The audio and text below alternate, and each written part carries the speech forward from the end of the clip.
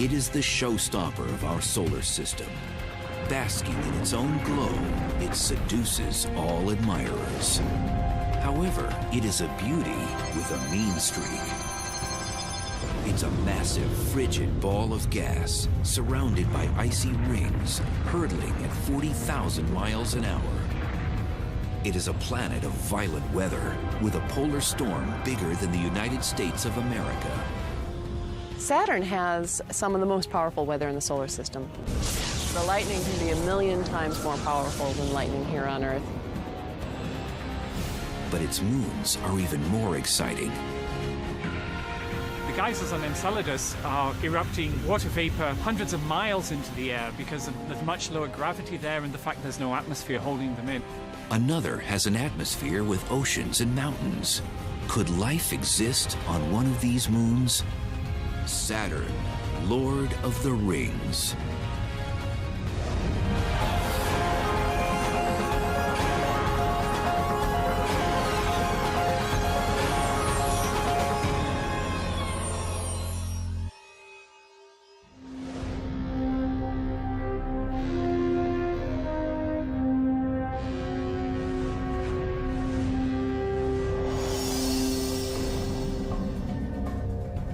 If there is one planet that represents the majesty, mystery, and awe of the universe, it is Saturn. It stirs emotion even from scientists who are stunned by its cosmic perfection.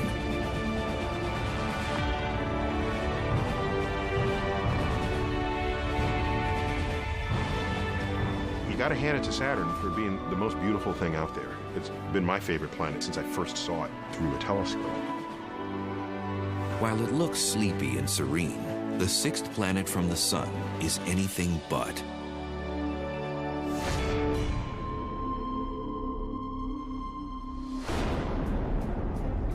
Saturn is a dynamo whose beauty is skin deep. Saturn is an absolutely frigid place. You wouldn't want to step out on the surface. For one reason, you'd fall because there is no surface, but secondly, you'd freeze to death instantly. Saturn is a hunk of hydrogen and helium that races around its axis, distorting its shape.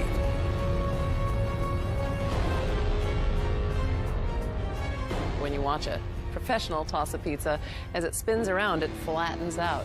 So it's the same kind of idea. Because it's spinning so rapidly, it's actually sort of squashed, sort of bulges in the middle. It's called an oblate spheroid. Even though it's much more massive than our own planet, you'd actually weigh slightly less on Saturn than you do on Earth. A 150-pound human would weigh only 137 pounds on Saturn. That's because Saturn has such a low density, the only planet in the solar system less dense than water. Saturn is so bloated, the gases take up so much space compared to the total amount of mass in Saturn that its density is less than 1. So if we can get somehow some really big ocean and put Saturn in it, it would float.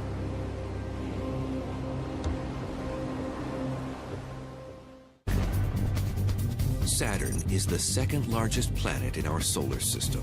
It is a gas giant, a mass of hydrogen and helium 750 times the size of Earth.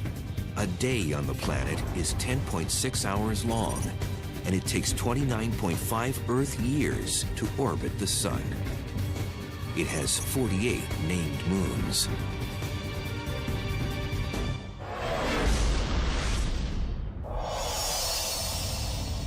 Saturn has been around for 4.5 billion years.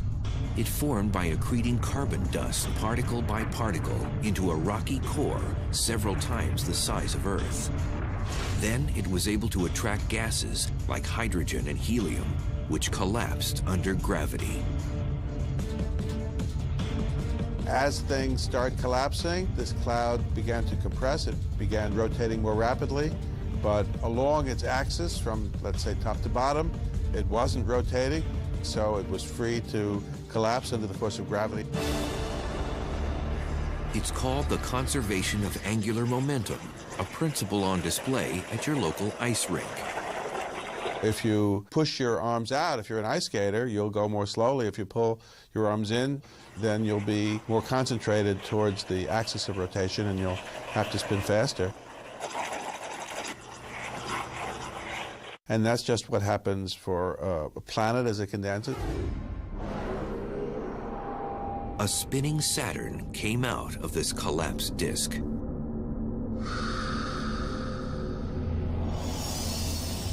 The feature that has made Saturn the most iconic planet in our solar system is her majestic, shimmering rings. They are incredibly big, 173,000 miles in diameter, wider than 21 Earths side by side.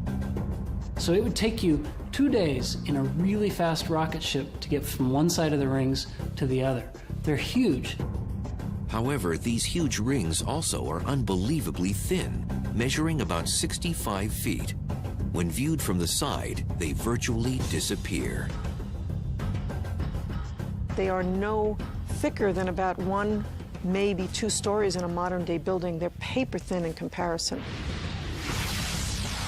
The rings may look like perfect solid disks. However, they are actually made up of billions of pieces of space debris.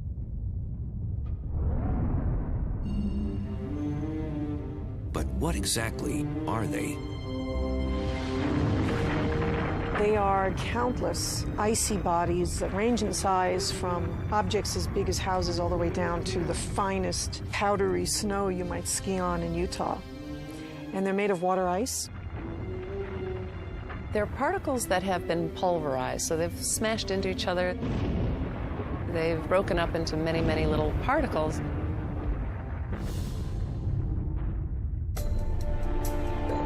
If you were to be inside those rings, it'd be like in a beehive. They're all over the place, so bees in a swarm.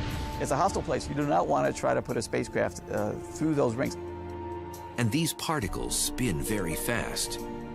And they're screaming around the planet at 20 to 40,000 miles per hour. The inner rings spin faster than the outer rings, and there's a reason for that. Kepler's laws say that if you're going to orbit in a circle around a central body, if you're close up, you move really fast, and if you're far away, you move really slow.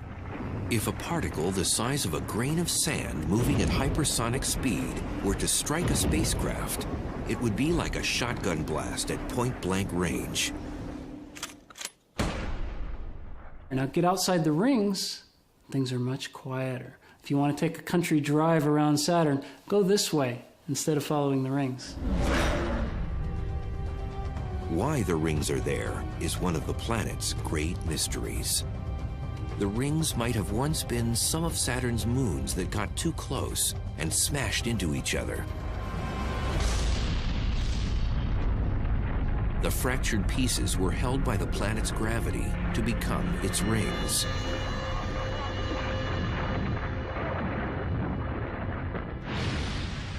According to another theory, something big and fast might have crashed into one of Saturn's many moons. The broken shards were sucked in by gravity and fell into orbit, forming the rings.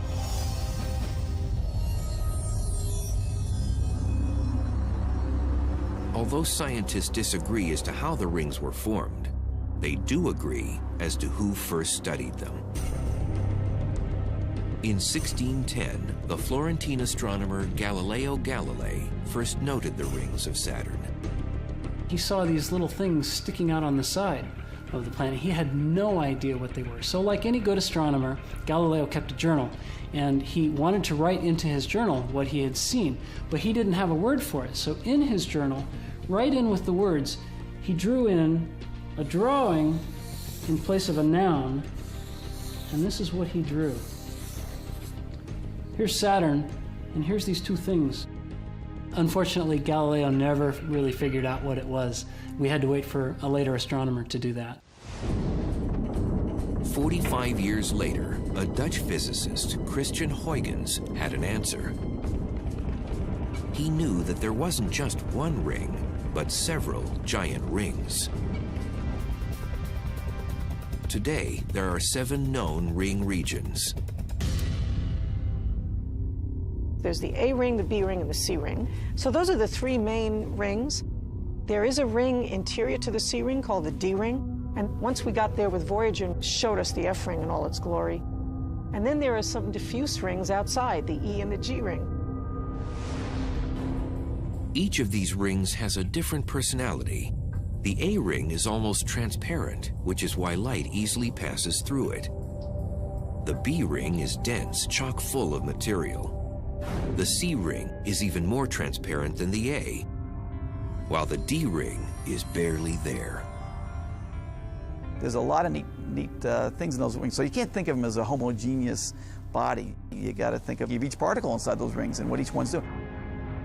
These distinct qualities are what we see as colors, shapes, and shadows, the wonder that is Saturn's rings.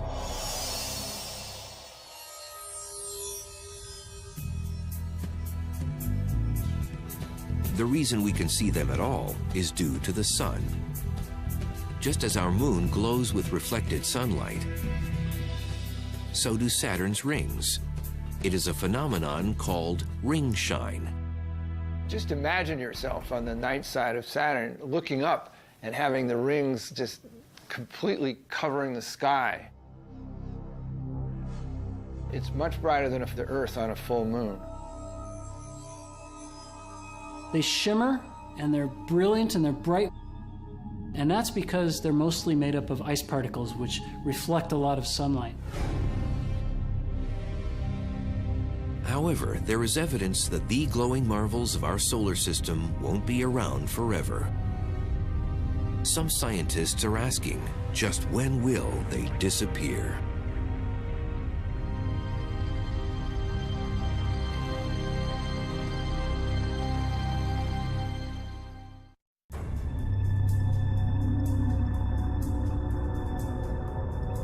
For all scientists know about Saturn's rings, they remain a huge mystery.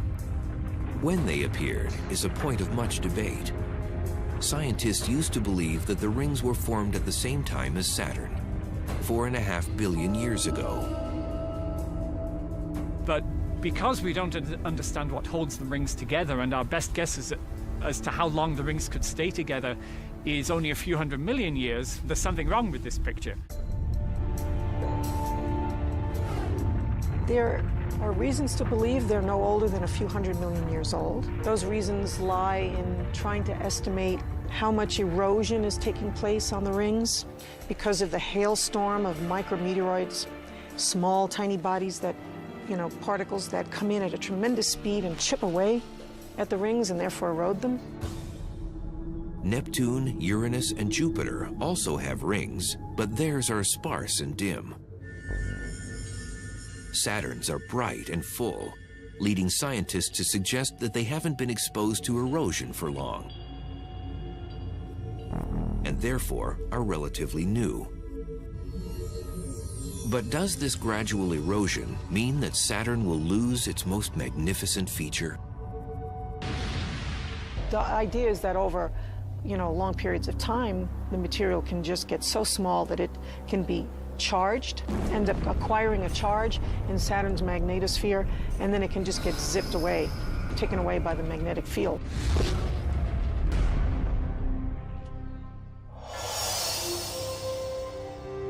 Or it just spirals into Saturn itself. That is a scenario for the death of the rings, is that they finally get eroded away. In order for Saturn to continuously have rings, they need to be refilled. At the moment, Saturn has a tremendously large ring system, but the actual material in the rings does have to be replenished. Strangely, another kind of assault might be necessary to preserve them. They have to get renewed by an errant comet coming in and crashing, adding to the mass that's going around there. And that kind of question is still being debated. The debate continues when theorizing as to when the rings will vanish. Hundreds of millions of years, probably, maybe billions of years, we don't know. That's a matter of debate right now. Whether the rings are young and are going to die an early death, or they're old and they're going to remain with us for a very, very, very long time. Of Saturn's 48 named moons, there are small moons called shepherds, for good reason. They have gravitational pulls that help keep the rings intact by herding the particles. Saturn's experts are interested in the complicated choreography between the planet's moons and its rings. The contorted F ring is especially intriguing. And then there's the two shepherd satellites on either side, Prometheus and Pandora. And they are having gravitational effects on this ring. It's being tugged in a variety of directions. So it looks wild and, misbehaved, if you will. And it's a dynamicist's playground.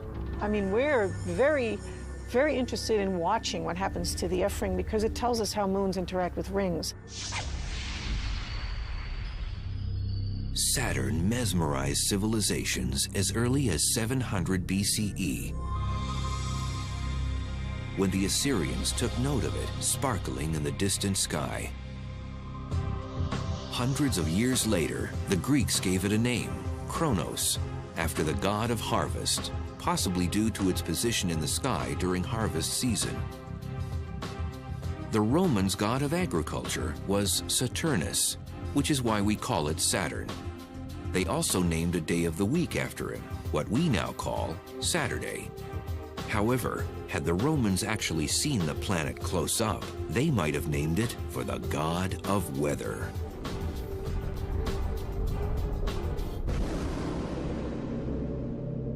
Saturn is a wild, ever-changing place, but unlike on Earth, where things change on a daily and even an hourly basis, the storms on Saturn can last for days and weeks and months, and things change on a large scale very slowly over time.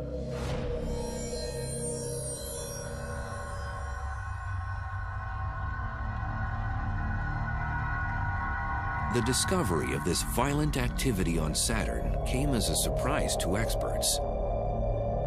For centuries, their view of the planet had been obscured by an ammonia gas haze. New satellite data is changing everything. And we see now that Saturn is a dynamic place. It's been revealed now as being probably more dynamic in a lot of ways than Jupiter. Just the number of storms we see, the motions that they do. Incredibly, winds blow at speeds of 1,000 miles per hour. We measure the winds literally by watching the different little cells of the atmosphere move in imaging. So you need sequential images to see how much things have moved. There are no mountains on the surface of Saturn. It's cloud features that we look at to see how quickly they evolve and change and move to measure the winds. Recent exploration has shown other phenomena that aren't yet understood. We can see features, clouds, eddies, big plumes of material like we see on Jupiter. And we see these oval storms, lots of them. In fact, there's one latitude in the southern hemisphere where lots of storms zip around this band, okay, and we've watched them be created. We've seen them die. They die by merging. Scientists nicknamed this area Storm Alley, after a region in America's Midwest that produces violent weather.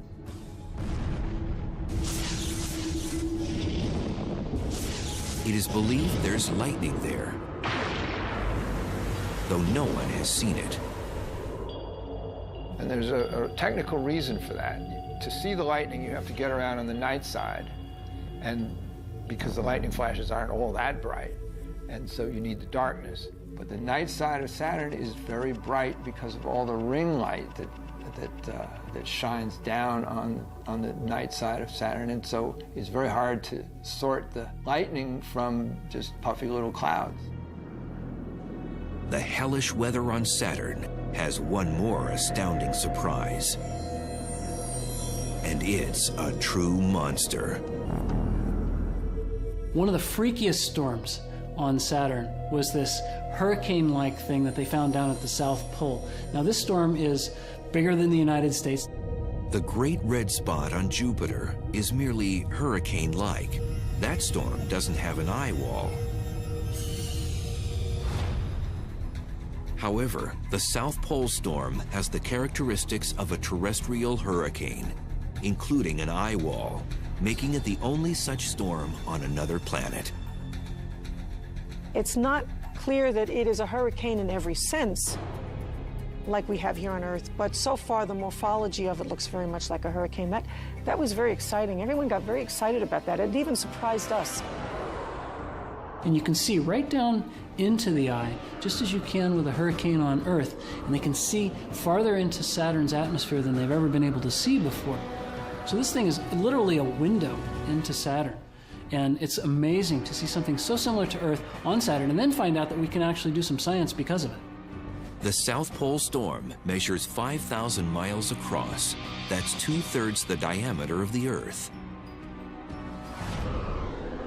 If a hurricane that huge were to form here, it would cover a distance from New York City to Baghdad, annihilating all in its path.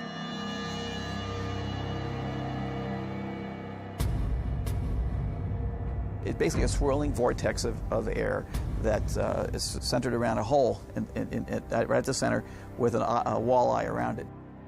What powers this monster storm is still unknown.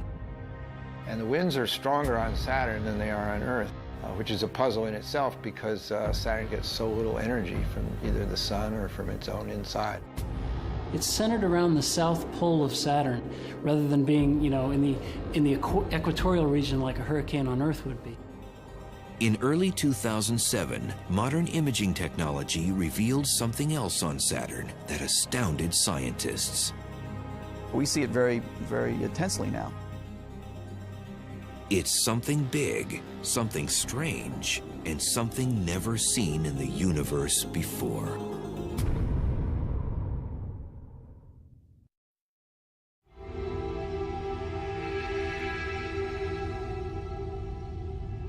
Saturn, the solar system's most bizarre yet beautiful planet, has just gotten even more mysterious. In 1979, the Voyager spacecraft showed a perfect geometric form over the North Pole. In October 2006, the Cassini craft found that it is still there. It's just bizarre, and it sits there kind of still. It doesn't move with the planet.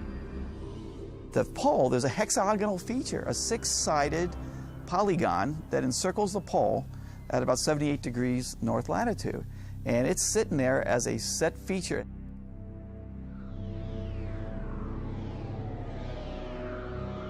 The hexagon is similar to Earth's polar vortex, which has winds blowing in a circular fashion around the pole. Saturn's vortex can fit 4 Earths inside of it and extends 60 miles deep into Saturn's clouds.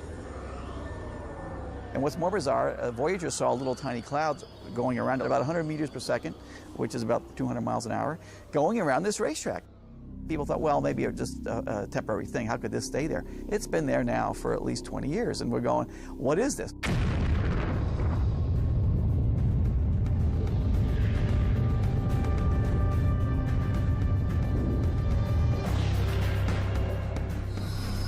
If you go there, you're going to enter these thick clouds. And the deeper you go, the more intense the pressure is going to get, to a point when you just implode. You and your spacecraft can't make it any farther.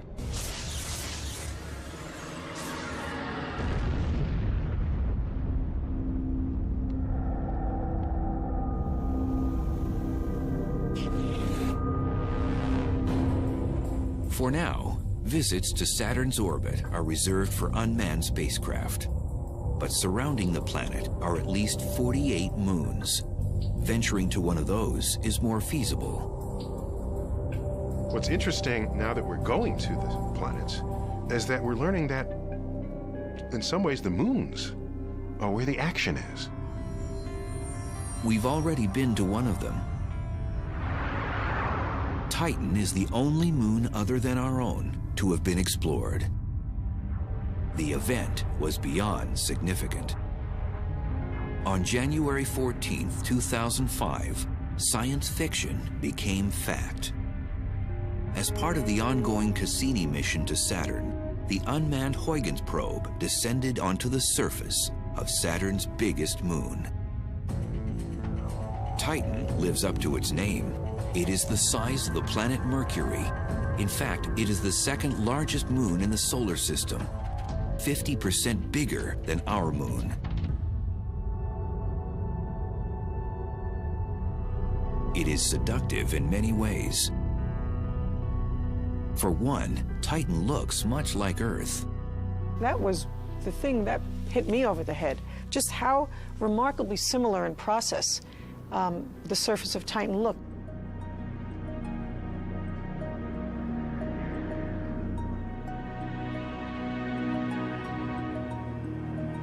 We have river channels that feed into these lake beds. We have winds.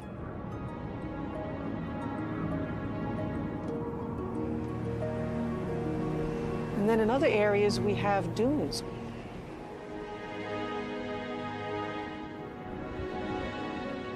The equator region of Titan, at least on one side where we've gotten good radar imagery, has hundreds and hundreds of miles of these dunes that are 100 meters high, several miles apart, and they just go on, this vast sea of dunes.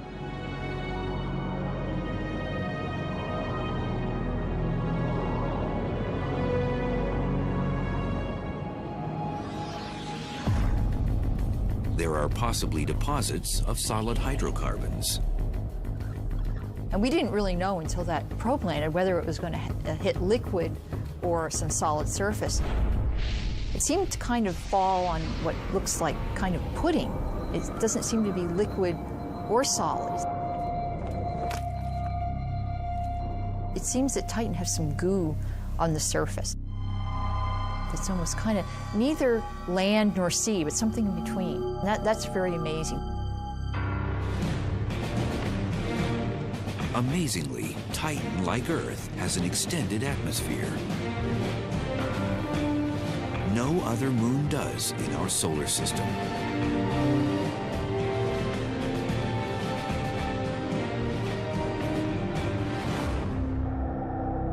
The atmosphere of Titan is very, very thick, very, very massive. It has a mass that's 10 times the mass of the Earth's atmosphere. And so you have a very, very thick layer of gases. So it's thicker than the air as we know it.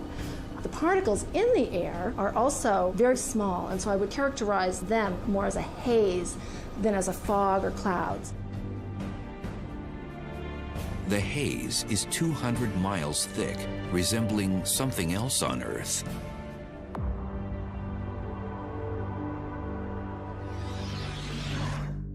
From the outside, it appears essentially opaque, like a big orange ball. But as the Huygens probe descended through the atmosphere, it's transparent enough to be able to see the surface features as it fell through. But it's not unlike a hazy day here in Los Angeles. It's not the color of the atmosphere that most intrigues scientists.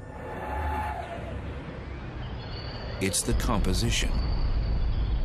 Nitrogen and methane, the same gases they believe made up much of Earth's early atmosphere. The idea that Titan's atmosphere mimics the atmosphere of early Earth 4 billion years ago is something we're very, very excited about and interested in, and it's one of the things we're studying very hard in our laboratory. Let's see if we can get this aligned. What do we have? At the University of Colorado, Dr. Margaret Tolbert is simulating Titan's atmosphere in her lab.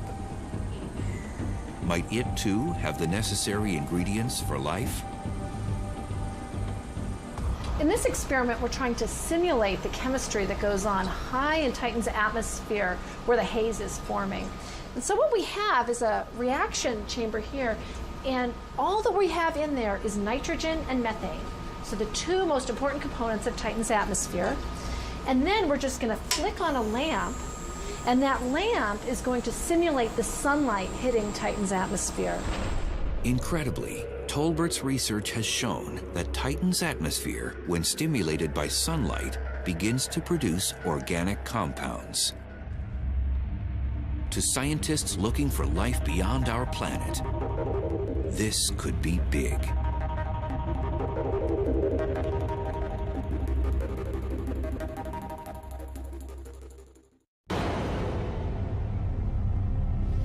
As scientists scour the galaxy for signs of life, there are some exciting results from within our own solar system.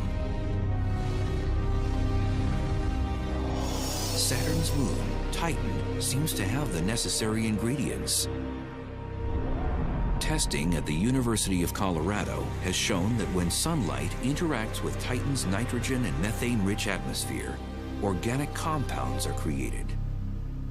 So these organics are floating down to the surface of Titan, and you can see them in the pictures, and who knows what they're doing once they're there. They could be providing energy to some new kind of life. Further research is needed to determine if there really is life on Titan, or if it might someday develop. Although its atmosphere resembles early Earth, the environment is vastly different. It's cold. It's 300 degrees below 0 Fahrenheit, and there's no liquid water. So that's a big difference between early Earth and Titan. The lakes and riverbeds on Titan were carved out of the ground by something. There's no liquid water on the moon, so what flows on this terrain? The hills on Earth are made of silicate and rocks, whereas the hills on Titan are ice and methane ice. The river channels on Titan are formed by methane rain, as opposed to the Earth river valleys formed by water. Liquid methane, it seems, rains down on Titan, or did at one time. On Titan, it is so cold that gas has liquefied, and there are coastlines and rivers and all this terrain shaped by moving rivers of methane. It's just completely intriguing. Methane is the principal component of natural gas, butane, and propane, all sources of fuel. There's a lot of hydrocarbons. It might be very light hydrocarbons on Titan. And there's a lot of it. And it burns if you put it in contact with oxygen, so there's a lot of energy out there. Enough on the surface of this huge moon to supply all of Earth's needs for a very long time. Well, here's this tremendous supply of natural gas on Titan. Boy, wouldn't it be great to go out there and tap into it and bring it back? But I think that you would find that it would cost you so much to go out and get the methane and bring it back that you would never be able to effectively power anything on Earth with it.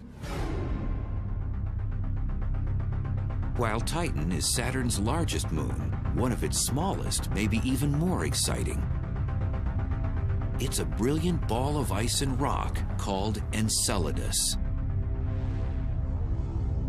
It's a tiny object. It's only about 300 miles in size, so that's what, about the eighth the size of our own moon. And we've never seen a body that small that has activity on it. This activity was discovered in 2005 by Dr. Carolyn Porco and her Cassini imaging team. One photo seemed to suggest that jets were coming out of Enceladus. It seemed very likely to the members of my team that it's possible that these jets are actually geysers. They're erupting from pockets of liquid water not too far beneath the surface.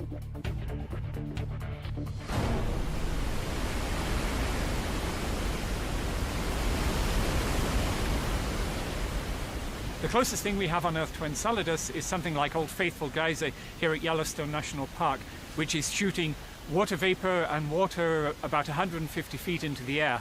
The geysers on Enceladus are erupting water vapor hundreds of miles into the air because of the much lower gravity there and the fact there's no atmosphere holding them in.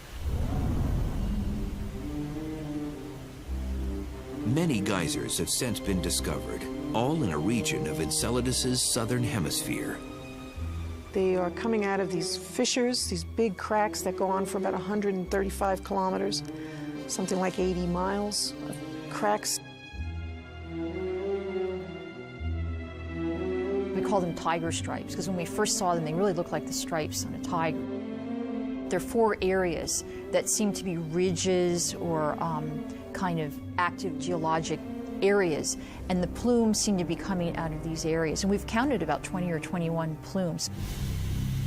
Southern Enceladus is covered in cosmic Old Faithfuls. Who would have thought that an ice ball about the size of Texas would be alive with plumes and geysers? I mean, it's astounding. Enceladus is heated in its interior by the tides of Saturn. The Earth's moon is pulling on the Earth's oceans and distorting their shape and producing the tides that we're familiar with here on Earth. But on Enceladus, the planet Saturn is pulling on that moon, and as Enceladus goes around in its orbit, that pull is changing, and the ice inside Enceladus is creaking and groaning and rubbing against itself and creating a lot of heat through friction. We think it's that frictional heat that is producing the evaporation of the water ice that is then escaping through these cracks and making the geysers that we see there. And there's more. Enceladus's eruptions have clarified a theory of what powers one of Saturn's rings. We knew there might be jets, something coming from the surface that was injecting material into orbit around Saturn to form the E-ring. The E-ring is furthest from the planet, about 74,000 miles away. It happens to be just at the same orbit, the same distance from Saturn as Enceladus. And so it really suggests that it owes its origin to Enceladus. And thickness of the E-ring sort of matches the thickness of particles that were ejected from the south pole of Enceladus. If these geysers disappear, so might the ring. Ultimately, the liquid jets suggest that there is water on Enceladus. And perhaps something else. So the search for water is not that, oh, one day we'll be thirsty, so we'll have something to drink. The search for water is guided by our interest in the search for life. It's that simple. Follow the water.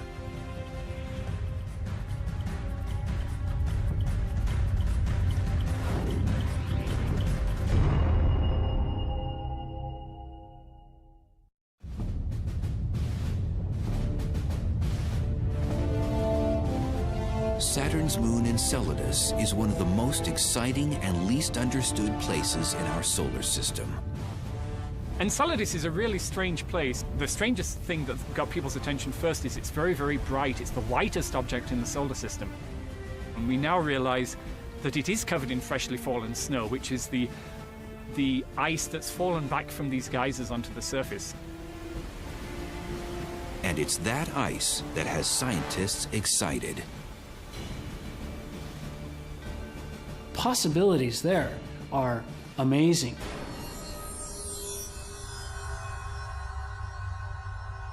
The search for water in our solar system is ultimately a search for life.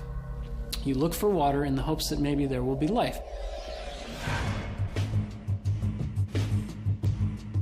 Because of the presence of ice, some experts believe the search for alien life should begin on Enceladus.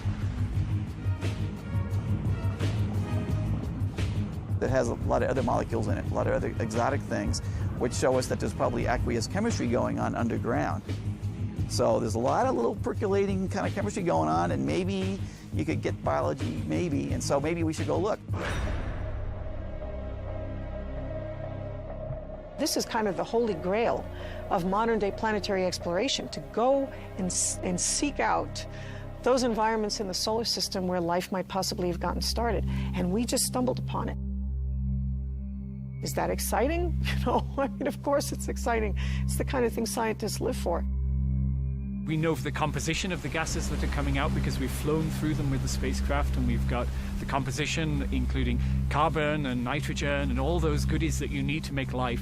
And then we know there's a source of energy from the frictional heat or the tidal heat in the interior, and we can see the heat on the surface. So all these elements are there that might be sufficient to sustain life if life could have got started there. So that makes Enceladus a very exciting place.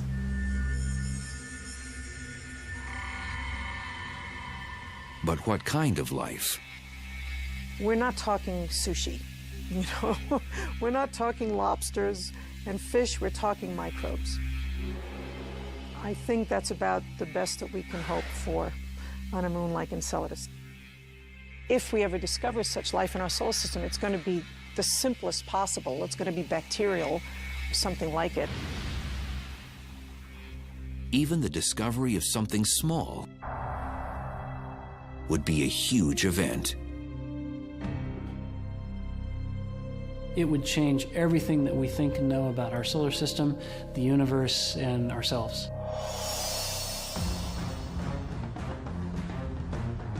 Much of what is known about Saturn and its moons has come from the Cassini satellite that was inserted into the planet's orbit in 2004.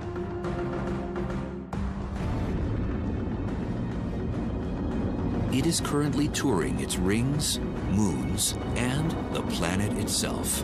By 2008, Cassini will have made 70 trips around the gas giant. Putting an orbiter around a planet and being able to hang out there and monitor the system and all the different elements of the system for a long period of time, I mean, that's the best way to study these bodies.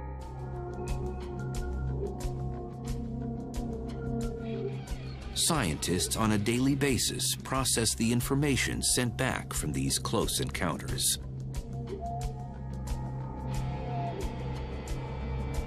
In addition to the camera, there's a radar that can send its radio waves through the clouds, get an echo off the surface, and make an image of the surface. And then there's spectrometers to measure the composition and other infrared devices to measure temperature. So it's a very comprehensive spacecraft.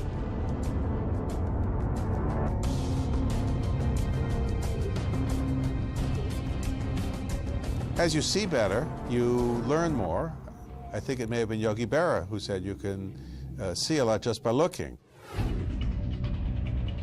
Relating this information to processes on Earth could help explain mysteries of our own planet. Saturn is really very different from the Earth. Its diameter is 8 or 9 times greater than that of the Earth.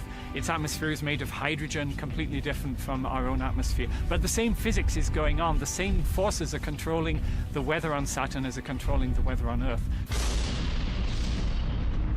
It is part of our history. It's the solar system. So understanding how our solar system formed is really understanding how I got here. And understanding the nature of the other planets that are in the solar system. I mean, they're like my neighbors. Cassini's new imaging technologies are giving us never-before-seen views and information by the day. Cassini's close encounters with Saturn will bring us nearer to unlocking its secrets. It's quite complex, and it'll take us a long time to figure it all out. I don't think we ever will figure all of it out, but it's just the beauty of being able to be in orbit and monitor a rich planetary system like Saturn's. The Earth has a context in the rest of the universe. And you want to know where we fit in the universe? You don't get the answer to that just studying the Earth itself. For as much as we discover about the Lord of the Rings, it will always inspire us.